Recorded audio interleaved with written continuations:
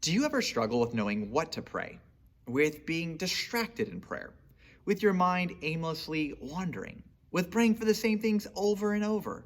With wondering if you're being too selfish? With feeling guilty over being bored? With wondering if this is doing any good? Well, I'm sure like me, you struggle with none of these. All right, just kidding.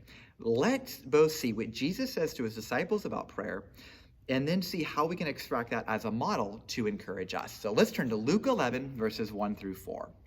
One day, Jesus was praying in a certain place.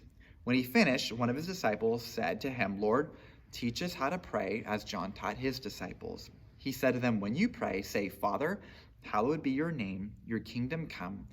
Give us each day our daily bread. Forgive us our sins, for we also forgive everyone who sins against us. And lead us not into temptation.'" Now, the first thing we want to keep in mind here is that we don't need to feel guilty for not being prayer experts and asking how we should pray. Right? Jesus' disciples display humility by asking Jesus to teach them.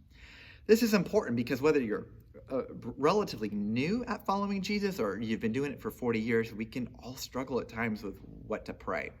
So let's walk through this prayer a bit and see how this prayer can really be an encouragement to our prayer life.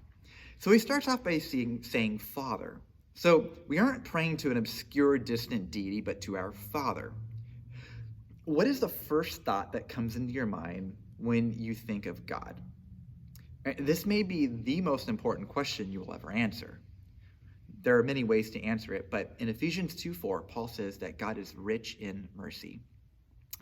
Jesus then goes on to say, "Hallowed be your name." Now, I know we don't use that word hallowed, but what would it look like to exalt, for God's name to be exalted in our lives? It could be said that this is the purpose not only of prayer, but of our existence, right? That God's name would be hallowed or discovered to be great through us. So what would it look like to pray with that aim? Jesus then says, "Your kingdom come." I am so often focused on my kingdom or my own immediate realm that I can forget that I exist for the purpose of God's kingdom. Like, what would it look like to pray in a way that would show others the reality of God's reign around you?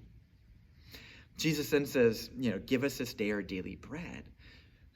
It could be said that our prayer lives are really a good, accurate reflection of how dependent we are upon God. Right? It's daily bread, so we can daily depend upon him. It's often in our plenty that our dependence goes out the window. Jesus then says, "Forgive us our sins as we forgive others." So how are you doing at overflowing with gratitude for God's forgiveness versus being entitled to it? The more we walk in gratitude towards God's forgiveness towards us is an indicator of how freely we will extend it towards others.